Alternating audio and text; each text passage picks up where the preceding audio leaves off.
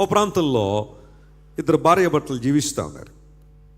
జీవిస్తూ ఉంటే ఒక రోజున భార్య అంది, ఏమండి మన ఇంట్లో కొంచెం పిండి ఉంది, గోధుమ పిండి, మీరు బయటికి వెళ్ళి కొంచెం కట్టెలు ఏరుకుని రండి, రొట్టెలు చేసుకుని తిందాం, చపాతీలు చేసుకుని తిందాం అనగానే ఆయన వెళ్ళాడు. బయటికి వెళ్ళి కట్టెలు ఏరుకుని వచ్చాడు.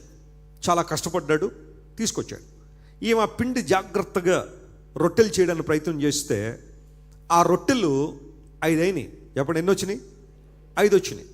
సరే, ఇప్పుడు రొట్టెలన్నీ అయిపోయినాయి. ఇప్పుడు తినే సమయం రాగానే భర్త అన్నాడు, నేను బయటికి వెళ్ళి కట్టెలు ఏరుకుని వచ్చాను కదా, చాలా కష్టపడ్డాను కదా, నాకు 3 నీకు 2 అన్నాడు. ఏంటి? చపాతీలు. ఏమందే కట్టెలు ఏరుకు రావడం పెద్ద గొప్ప విషయమా? పిండి చక్కగా దాన్ని రొట్టెలు చేసి కాల్చి ఇబ్బంది పడింది నేను కాబట్టి నాకు 3 నీకు 2 అంది. ఒప్పుకోలేదు భర్త, ఈమె అసలు ఒప్పుకోలేదు. కొన్ని తగువులు ఉంటాయి చూసారా, ఇలాంటి చిన్న చిన్న వాటి దగ్గరే స్టార్ట్ అవుతాయి. సరే, నాకు 3 నీకు 2 అనుకున్నారు. ఇద్దరు దెబ్బలాడుకుంటున్నారు. ఈ లోపల వారిద్దరికి ఈగోలు టచ్ అయిపోయినాయి. ఒక పోటీ పెట్టుకున్నారు. సరే, నువ్వు ఎలాగూ తగ్గట్లేదు కాబట్టి మనం ఓ పోటీ పెట్టుకుందాం, దానిలో ఎవరు గెలిస్తే వాళ్ళు 3 రొట్టెలు తింటారు, ఓడిపోయిన వాళ్ళు 2 తింటారు అని. సరే, ఏంటి ఆ పోటీ? 2 మంచాలు ఉన్నాయి ఇంట్లో, నువ్వు ఆ మంచం మీద పడుకో, నేను ఈ మంచం మీద పడుకుంటాను. మన ఇద్దరిలో ఎవరు ముందు కదిలిపోతారో వారు ఓడిపోయినట్టు. వారికి 2 రొట్టెలు, కదలని వారు 3 రొట్టెలు తింటారని ఒక నిబంధనలోకి వచ్చారు. సరే, ఇద్దరు పడుకున్నారు.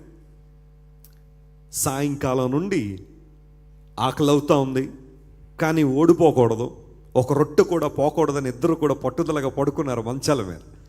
అర్ధరాత్రి 12 అయిపోయింది. ఆకలి దంచుతూ ఉంది. అయినప్పటికీ ఇద్దరిలో ఏ ఒక్కరు కూడా వెనకకు తగ్గడంలా. ఆమె ముందు కదులుతుందని ఈయన చూస్తున్నాడు, ఈయన కదులుతాడని ఆమె చూస్తుంది. ఇద్దరు అలాగే పట్టుదలగా ఉండిపోయారు. ఇల్లుపో సూర్యోదయం అయిపోయింది, తెల్లవారిపోయింది. ఆ రొట్టెలు ఉన్నాయి కూడా ఏమైపోతున్నాయి చెప్పండి? గట్టిగా మారిపోయింది. అయినా ఇద్దరిలో కూడా ఏ ఒక్కరికి కొంచెం తగ్గి ఉండాలని ఆలోచన లేదు. తెల్లవారిన తర్వాత యూజువల్గా వారు ఏదో ఒక పని కోసం బయటకు వస్తూ ఉంటారు. ఆ పనికి ఇంకా రాలేదని చెప్పి చుట్టుపక్కల వాళ్ళు చూస్తే ఈ మంచం మీద ఈయన పడుకుని ఉన్నాడు, ఆ మంచం మీద ఆమె పడుకుని ఉంది. కదలట్లేదు ఇద్దరు. కదిలితే ఒక రొట్టె పోద్ది.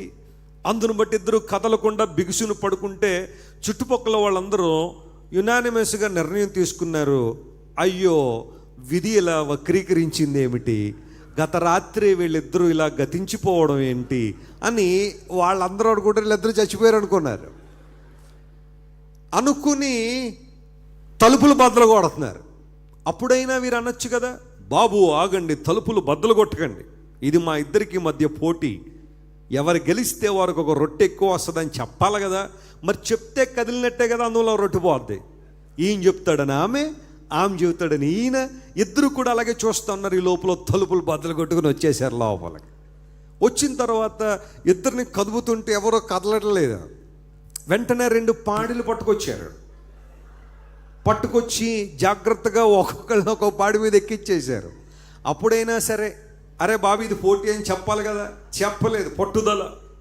వెంటనే అందరూ కూడా వచ్చి ఆ డ్రమ్ములు డప్పులు ఇవన్నీ పట్టుకొచ్చి ఆ రకరకాల కార్యక్రమాన్ని చేస్తున్నా చెప్పాలి కదా, చెప్పట్లేదు. ఇద్దరిని పాడెత్తి మోసుకెళ్ళిపోతున్నప్పుడైనా, అరే బాబు ఒక రొట్టె కోసం ఆ ప్రయత్నం ఇది, ఆగండ్రా అని అనాలి కదా. ఎందుకు ఆయన చెప్పడు చూస్తానని ఈమె, ఎందుకు ఆమె చెప్పదని ఆయన, ఇద్దరు కూడా అలాగే పాడి మీద మోయబడుతున్నా పట్టుదల వదలలేదు. ఈ లోపల తీసుకొచ్చారు ఇద్దరిని. తీసుకొచ్చిన తర్వాత కట్టెలు పేర్చి ఇద్దరిని కట్టెల మీద పెట్టిన తర్వాత ఇంకేం చేస్తారు చెప్పండి? నెక్స్ట్ ఏంటి? What next? వెలిగించాల. వెలిగించేసరికి సుర్రుమని కాలుతుంది ఇద్దరికి. కాలేసరికి ఈయన అనుకుంటున్నాడు, చూసావా ఎంత దారుణంగా ఉందో నా భార్య, అస్సలు తగ్గట్లేదు, పట్టుదలంటే ఇలా ఉంది, ఇప్పుడు ప్రాణం పోయేలా ఉందని చెప్పి బాబా లేచాడు ఆయన ఒకేసారి. లేవగానే ఈమె ఆ కట్టెల మీద డ్యాన్స్ వేసి నాకు 3 నీకు 2 అంటుంది ఆమె. అక్కడ కూడా ఆమె ఎంత ఆనందం అంటే, గెలిచింది కదా, పట్టుదల పట్టింది, రాత్రి నుండి గెలిచింది. నాకు 3 నీకు 2 అని చెప్పి మీరు ఊహించండి, ఆ శ్మశానంలో అక్కడ ఆమె కట్టెల మీద నృత్యం చేస్తూ ఉంటే వీళ్ళకి టెన్షన్ పట్టుకుంది. ఎందుకోసం తెలుసా? వాళ్ళని తీసుకొచ్చిన వాళ్ళు 5 అంట మొత్తం. వాళ్ళు ఏమనుకుంటున్నారంటే వీళ్ళిద్దరూ అప్పుడే దయ్యాలు అయిపోయి మా 5 అప్పుడే పనిచేసుకుంటున్నారు. వీళ్ళు నీకు 3 నాకు 2 అంటే, ఒరే మీ 3 ఆవిడ, మీ 2 మనం అని చెప్పి ఇంకా వాళ్ళందరూ పరుగు. ఆ తర్వాత వీళ్ళిద్దరూ జాగ్రత్తగా, చూసావా నేను గెలిచానని చెప్పి ఆమె 2 నడుచుకుంటూ ఇంటికి వచ్చారట. ఇది నవ్వుకోవడానికి కాసేపు చెప్పుకున్నప్పటికీ కూడా ఇలాంటి పట్టుదలలు ఈరోజు లేవంటారా? వ్యర్థమైన పట్టుదలలు. ఎందుకు కొన్నిసార్లు ఆత్మహత్యలు జరుగుతున్నాయి?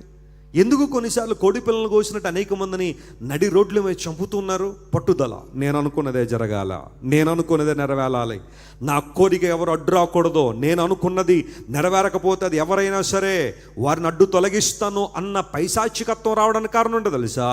మనుషుల్లో ఉన్న వ్యర్థమైన పట్టుదలే.